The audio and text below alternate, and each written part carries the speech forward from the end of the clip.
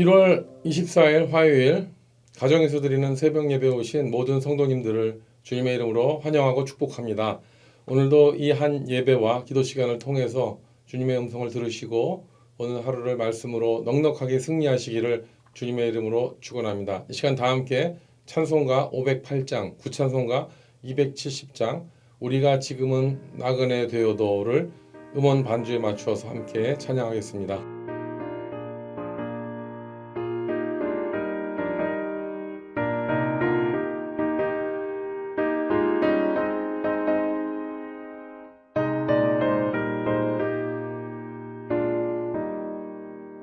우리가 지금은 나그네 되어도 화려한 천국에 머자 나가리니 이 세상 있을 때 주 예수 위하여 끝까지 힘써 일하세. 주 내게 부탁하시니 천사도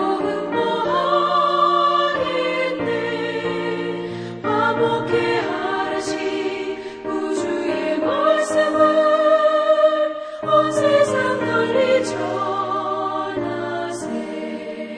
주 예수 말씀이 온 세상 만민들 흉악한 죄에서 떠나라 하시니 이 말씀 듣고서 새 생명 얻으라 이 기쁜 소식 전하세. 주 내게 부탁하시니 천사도 응모하겠네. 화목해 하라시 우주의 말씀을 온 세상 널리 전하세.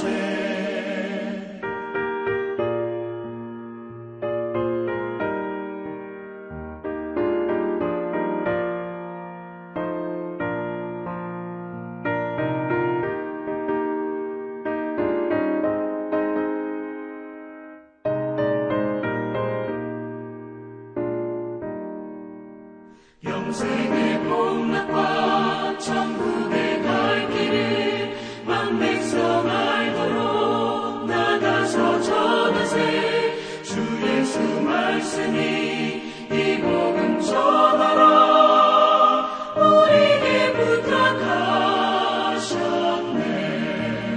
주 내게 부탁하시니 천사도 응모하겠네.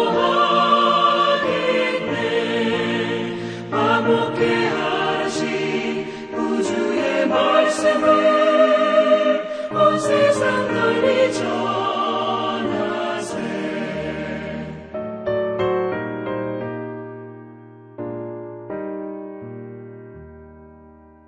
함께 기도하겠습니다. 좋으신 아버지 하나님, 주님의 이름을 찬양합니다. 우리를 매일매일 말씀 가운데 인도해 주셔서 사막과 같은 인생을 생명수 샘물로 이끌어 주시는 좋으신 아버지 하나님, 오늘도 이 아침에 우리가 주의 말씀 가운데 나아갑니다. 매일매일 말씀을 통하여 계시해 주시고 우리 영을 깨워 주셔서 우리로 하여금 말씀을 통하여 우리 자신을 보게 하시고 잘못된 모든 것들을 수정하게 하시며 또한 우선순위를 오르게 세우게 하시는 하나님의 은혜가 이 시간에도 충만하기를 간절히 소망합니다. 하나님, 기도하기는 우리 한국과 또 미국과 전 세계에 있는 모든 교회들이 이렇게 말씀 가운데 일어서게 하여 주시옵소서. 그 어떤 전통과 교회의 형식을 따라가는 것이 아니라 하나님의 말씀 위에 온전히 서서 하나님께서 원하시는 그 말씀대로 살아갈 수 있는 모든 성도가 되어서 모두 영적으로 건강을 회복하고 하나님 보시기에 아름다운 교회로 성도로 세워지게 하여 주시옵소서. 이 시간 주의 은혜를 사모합니다. 성령께서 이 가운데 함께해 주시기를 간절히 원하옵고 우리를 죄에서 구원하신 예수님의 이름으로 기도드립니다. 아멘. 오늘 말씀은 마태복음 10장 5절에서 15절까지 말씀입니다. 성경이나 자막을 참조하시고 제가 읽어드리도록 하겠습니다. 예수께서 이 12를 내보내시며 명하여 이르시되 이방인의 길로도 가지 말고 사마리아인의 고을에도 들어가지 말고 오히려 이스라엘 집에 잃어버린 양에게로 가라. 가면서 전파하여 말하되 천국이 가까이 왔다 하고 병든 자를 고치며 죽은 자를 살리며 나병 환자를 깨끗하게 하며 귀신을 쫓아내되 너희가 거저 받았으니 거저 주라. 너희 전대에 금이나 은이나 동을 가지지 말고 여행을 위하여 배낭이나 두벌옷이나 신이나 지팡이를 가지지 말라. 이는 일꾼이 자기의 먹을 것 받는 것이 마땅함이라. 어떤 성이나 마을에 들어가든지 그 중에 합당한 자를 찾아내어 너희가 떠나기까지 거기서 머물라. 또 그 집에 들어가면서 평안하기를 빌라. 그 집이 이에 합당하면 너희 빈 평안이 거기 임할 것이요 만일 합당하지 아니하면 그 평안이 너희에게 돌아올 것이니라. 누구든지 너희를 영접하지도 아니하고 너희 말을 듣지도 아니하거든 그 집이나 성에서 나가 너희 발의 먼지를 떨어버리라. 내가 진실로 너희에게 이르노니 심판날에 소돔과 고모라 땅이 그 성보다 견디기 쉬우리라. 아멘. 이 말씀은 하나님의 말씀입니다. 방금 읽은 5절 6절에 예수께서 이 12를 내보내시며 명하여 이르시되 이방인의 길로도 가지 말고 사마리아인의 고을에도 들어가지 말고 오히려 이스라엘 집에 잃어버린 양에게로 가라 라고 하시는 말씀을 들으실 때 여러분 어떤 생각이 떠오르셨습니까? 이 12제자들에게 천국 복음을 증거라고 하시는데 먼저 유대인들에게 가서 전하고 이방인들이나 사마인들에게는 가지 말라고 하신 것이 좀 섭섭하지 않으셨습니까? 그렇게 된다면 복음이 유대인들만을 위한 것이라고 생각할 수 있지 않겠습니까? 그런데 중요한 단어가 6절의 그 첫 부분에 나옵니다. 왜 이렇게 되는가? 이스라엘 집에 잃어버린 양에게로 가라 하시는 그 의미를 우리는 깊게 생각해 볼 필요가 있습니다. 왜 그렇습니까? 그 이유는 여러분 유대인들이야말로 구약 성경에 대한 확실한 기초가 있는 사람들입니다. 창세기부터 말라기까지 성경에 대해서 장황하게 설명하지 않아도 유대인들은 이미 대부분 하나님을 알고 있는 자신들이 선택된 선민이라고 생각하는 사람입니다. 하지만 당시에 예수님 때 그 유대인들은요, 지금 이 청년 예수가 누구인지도 관심이 하나도 없고요. 아직도 모르는 사람들이 많기 때문에 예수님께서 증거하신 이 천국 복음에 대해서 예수님이 먼저 이 유대인들에게 복음을 증거하는 것이 급한 일이라고 생각하신 것입니다. 왜 그렇습니까? 유대인들이 먼저 구약 성경을 알기 때문에 예수를 제대로 믿는다면 하나님의 뜻을 잘 증거할 수 있는 파워풀한 복음 전도자로 변할 수가 있기 때문에 유대인들에게 복음을 먼저 전하라고 하신 것입니다. 그 대표적인 인물이 누굽니까? 네, 바로 사도 바울입니다. 가말리엘 가문의 아주 보수적인 유대교 집안에서 자란 그였지만 그에게 복음이 들어갔고 예수님을 만났을 때 그는 아주 폭발적인 아마 사도 바울이 아니었더라면 그렇게 폭발적인 증거가 그렇게 그 당시에 로마 사회로 이루어졌을까 할 정도로 그런 복음 증거가 이루어지지 않았습니까? 그래서 이것이 바로 정말 유대인들에게 먼저 복음을 전하라고 하신 주님의 뜻입니다. 그런데 이것을 아주 이해할 수 있는 좋은 예가 있습니다. 여러분 모두가 지금 미국에 오셨으니까 거의 다 비행기를 타고 오셨을 것입니다. 물론 그 옛날 배를 타고 오신 분도 계시겠지만 그런데 비행기 타면 뭐합니까? 처음에 비상 사태를 예비해서 안내 방송을 합니다. 그때 뭐를 합니까? 그 중에 다 주무십니까? 피곤하니까 그냥 비행기 타면 주무시는 분들이 많은데 근데 사실 거기에 중요한 이야기가 있죠. 그 중에 하나가 뭐냐면은 비행기 안에서 산소 마스크가 떨어지면 그걸 잽싸게 빨리 머리에 쓰라고 코에 이렇게 넣어서 하라고 얘기합니다. 근데 제가 최근에 어떤 유튜브에 나와 있는 그 중요성에 대해서 한 그 비디오 클립을 봤는데요. 이게 생각보다 시간이 이렇게 많지가 않네요. 마스크가 떨어지면은요, 거의 떨어지자마자 써야 된답니다. 만약에 그거를 20초 정도 동안 안 쓰고 그냥 지나갈 경우에는 어떤 형상까지 있을 수가 있냐면 정신이 혼미해지고 20초 만에 그러다가 그거를 제대로 못 쓰면은 사망을 할 수도 있다는 그런 걸 봤습니다. 그리고 또 어떤 얘기를 합니까? 거기서 보면은 부모가 먼저 산소 마스크를 쓰고 그 다음에 어린 자녀들에게 마스크를 씌워주라는 그런 거를 얘기하지 않습니까? 그래서 이것이 바로 이것이 정말 너무 중요하지 않습니까? 그런 의미에서 예수님께서도 이스라엘에게 잃어버린 양, 즉 유대인들에게 복음을 빨리 먼저 전하고 그 다음에 유대인들이 제대로 성경 말씀을 가지고 이 복음이라는 산소 마스크를 안 믿는 그런 영혼들에게, 사마리아인과 이방인들에게 복음을 증거하라는 그런 거를 명령하신 것입니다. 그래서 결국 예수님께서는 유대인들에게만 복음을 증거하라고 하지 않으셨죠. 분명히 예수님께서 부활승천하시면서 사도행전 1장 8절에 오직 성령이 너에게 임하시면 너희가 권능을 받고 예루살렘과 온 유대와 사마리아와 땅끝까지 이르러 내 증인이 되리라 하시니라 하시면서 제자들에게 부활하신 다음에 40일 동안 천국에 대해서 복음을 다시 한번 컨펌해 주시고 승천하실 때, 천국으로 올라가실 때 이 중요한 말씀, 지상 명령, 온 열방을 향한 땅끝까지 복음을 증거하라고 하신 이 말씀을 남기신 것입니다. 예수님께서는 이 천국 복음을 사마리아와 다른 이방에 전하지 말라 하지 않았습니다. 먼저 잘 알고 있는 유대인에게 먼저 전하고 그 다음에 잘 알지 못하는 이방인들에게 그들이 복음 증거자라고 하신 의미에서 말씀하신 것이죠. 그래서 오늘 주신 말씀 가운데 보면은요, 예수님께서는 이 천국에 대한 또한 복음 증거에 대한 중요한 원리들을 오늘 본문 가운데 말씀하고 계시는데요. 첫 번째 복음 증거의 원리는 이것입니다. 가면서 전파하는 것입니다. 7절에 보면 가면서 전파하여 말하되 천국이 가까이 왔다 하고, 여기서 가면서, 이거는 복음 증거는요 그냥 생각만 하고 있는 것이 아니죠. go, 가면서, action, 보내면서 천국 복음을 증거하라고 하는 것입니다. 가면서 전도하고, 가면서 기도하고, 가면서 보내면서 천국 복음을 증거하라고 하는 것입니다. 그래서 교회가 존재하는 것이죠. 교회에서 이렇게 우리가 함께 헌금을 해서 선교사들을 파송하고 또 전도를 하고 하는 일들이 왜 그렇습니까? 가면서 복음을 증거하기 위한 것입니다. 그래서 우리는 우리가 스스로 나가든지 보내든지 하는 이런 가면서의 스피릿을 예수님이 오시는 그날까지 이 복음 증거의 원리를 반드시 붙잡고 실천하면서 살아야 될 줄로 믿습니다. 그리고 두 번째 복음 증거의 원리는 이것입니다. 거저받은 구원을 거저 전하자. 8절에 보면 병든 자를 고치며 죽은 자를 살리며 나병 환자를 깨끗이 하며 귀신을 쫓아내되 너희가 거저받았으니 거저 주어라. 여러분, 거저받은 것을 거저 주라고 하신 것이 뭡니까? 이 거저받은 게 뭡니까? 우리가 이것은 바로 은혜입니다. 구원입니다. 우리가 하나님께 받은, 그냥 거저받은 하나님의 은혜, 우리가 하나님께 거저받은 구원, 이것을 그냥 거저 증거하라는 거예요. 목적을 갖고 하는 것이 아니고 나의 정말 이윤을 위해서 하는 것이 아니고 그냥 거저 받았으니까 이 그저 받은 은혜를 가지고 이 구원을 사람들에게 나누었을 때 이 복음이 귀신을 쫓아내고 병든 자를 고치고 영혼들을 구원하게 될 줄로 믿습니다.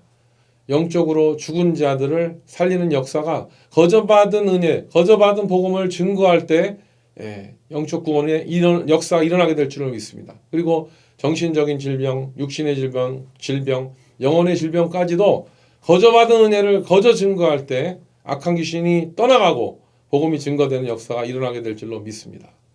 복음에는 그런 능력이 있는 것입니다. 복음을 전하는 사람에게 능력이 있는 것이 아니죠. 복음 그 자체가 능력입니다. 왜 그렇습니까?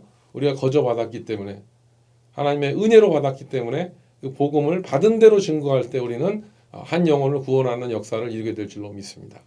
세 번째로 복음 증거의 원리는 이것입니다. 믿음으로 하는 것입니다.